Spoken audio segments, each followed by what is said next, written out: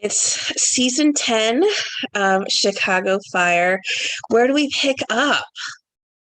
Oh, well, clearly we get a lot of answers to the plentiful cliffhangers that we left you guys off with on season 9 in terms of who's been, whether or not Squad survives the capsized boat, what's going on with Chief Bowden, and whether or not he's going to be moving forward into a different firehouse, into a higher ranking, and then of course there's Casey and Brett and everything that entails, and also Severide and Kid, right? And like the future of their engagement. So yeah, we really kind of started looking at answering a lot of those questions, and it's boy oh boy has it been a ride. Yes. Every season it just goes up and up. Yeah, I don't know how they do it, man. I honestly don't know how our writers manage to, I always say I've tried to write an episode of television and failed miserably on many, many occasions. So it's like the fact that these incredible writers and producers have been able to come up with 200 hours of television. Now we are working on over 200 hours of television. That is unbelievable, really. I mean, it's like really the testament goes to them. Well, Dick's known for his longevity. His series are known for his Indeed, indeed. And as far as Cruz goes, have you had much of a say in how the character has developed over the years? Not really. No, the Zumba of it all, I think back in episode 3, that kind of came from a real life experience with me and me sharing that story with Dick at dinner one night, and them adding it into the series as kind of a character thing. But other than that, no, I'm definitely one of those actors that thinks, I leave the writing and the ideas to the writers, and it's their world to create and their characters to manipulate. And so I just try to come in with a level head, and hopefully the ideas that come are fun to explore. And it's one of the reasons I'm still here. I mean, I always say that I got the best character on the show. I get to kind of explore so many different facets of who he is, that I don't think many others get to do with their characters. So yeah, it's a role of a lifetime. Well, with a new baby, it must be difficult for Cruz to manage his home life and his work life. What's in store for their family side of Cruz this season? That's a good question. I think clearly we're going to try and explore what it is for Cruz to be a first-time father, which in general I think is going to be a lot of fun. It's definitely a side we haven't seen. He's a nurturing human being, but at the same time, we've never really seen him interact with a kid.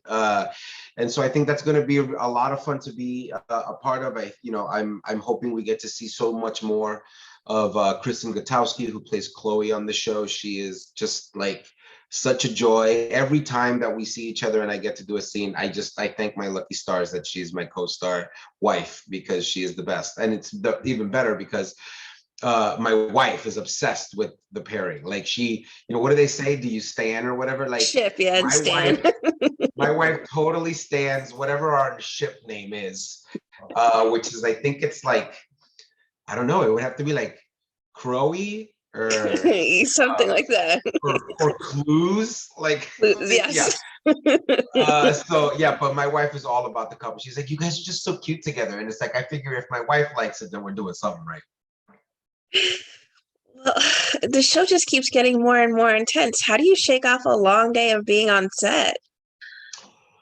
Well, I'm a big homebody, so I definitely find myself just chilling on the couch as much as I possibly can. It is my other favorite pastime.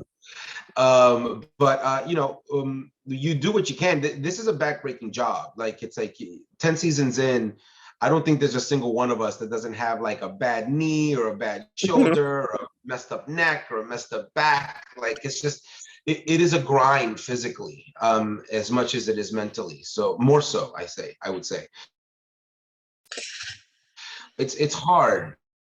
It's hard, but you do what you can. I do some, and really it's just kind of, in general, life has been so hard for the last 2 years for everybody, and it's just at this point I think about keeping sane, and you just a lot of breathing exercises, a lot of meditating, and just trying to stay mentally healthy. We talked about several times how the show just gets better and better. If you can tease maybe some episodes fans should look out for this season, if not, obviously this season premiere is going to start off with a bang. Yeah, I would say, the first 5 episodes in general, I think are really strong for us this year. And I can only speak to those because that's all we've done. It has been, if it helps you to know, and to enjoy it more, it has been a labor of love to get this season off the ground. There have been so many kind of traps along the way and pitfalls and just difficulties to kind of get these episodes made. So there's definitely just know that extra hard work was put into getting these things done. But you can't miss 5, right? 5's our 200th episode. It's packed with a million different little things that I think are a real payoff, especially for fans who have been with us from the very beginning. It's a major, major episode. What does it mean to you to be a part of such an iconic moment? 200 episodes, people don't get to 50, they don't get to 75, they don't get to 100 often. What does this mean to you as far as you personally and even in your career? Well, certainly personally, the single most important catalytic moment of my life. My wife on this show, the house I'm sitting in, is because of this show. Professionally, it is by far the most immersive, intense thing I've ever had to do. It's mind blowing, right? Like I think there's something like 43 shows in the history of television have made it to 200 episodes.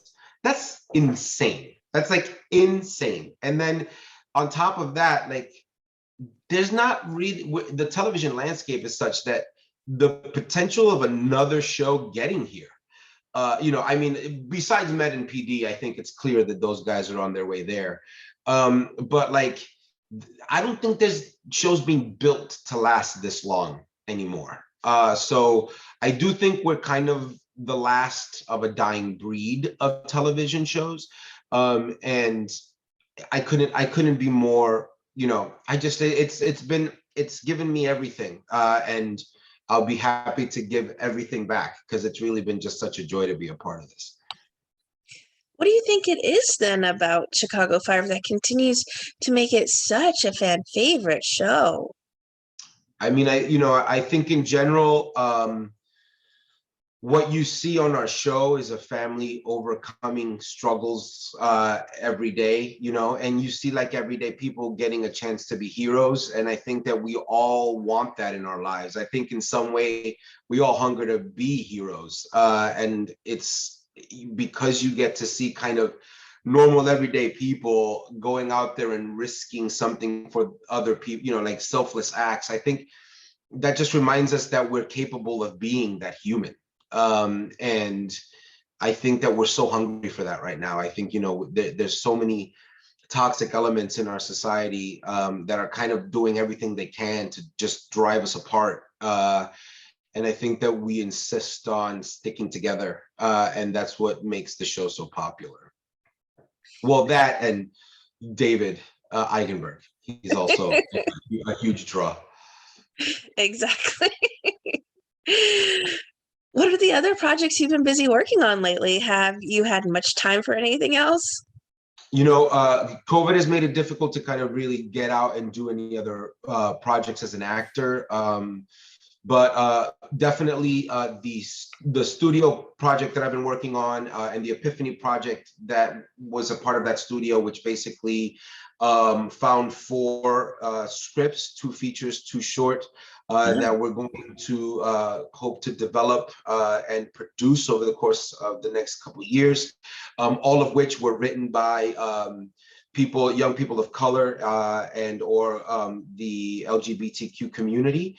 In an effort to kind of find ourselves, doing what we can to highlight visibility, inclusivity, and equity for the LGBTQ and BIPOC community here in Chicago. You know, I've been here for, gosh, I think almost 20 years now in Chicago, and or more.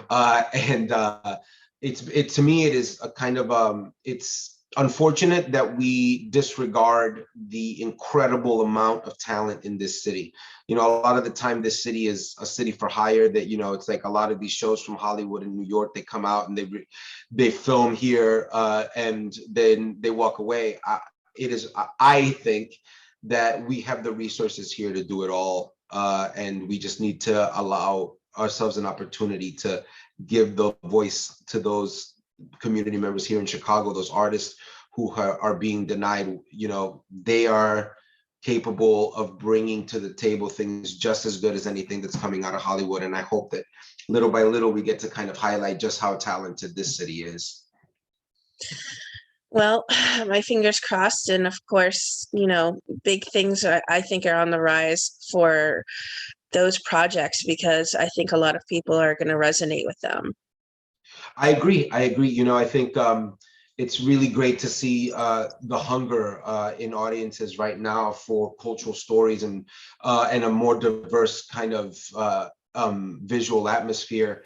And I think that you know, we're happy to kind of be able to start making that happen. You know, I think that people on my end of the spectrum have been hungry for the opportunity to share what we have, and I hope that audiences accept it. And I think they will. I think they're ready for it, and that's exciting. What would you like to say then to everyone who are fans and supporters of the wonderful work that you've been doing? Thank you so much for putting up with me this long, and for letting me be a part of something that has just, you know, really been the key element of my life. I mean, my adult life has been kind of driven by this show. I've been on it for so long that I feel like I don't know what else to do. Like, it's like I'm almost nervous to try and see what another character feels like at this point. But yeah, honestly, you know, you've been with us for 200 episodes. I hope you'll stay for 200 more. And it has really been just thank you, thank you, thank you, thank you, thank you. That's all I can possibly say.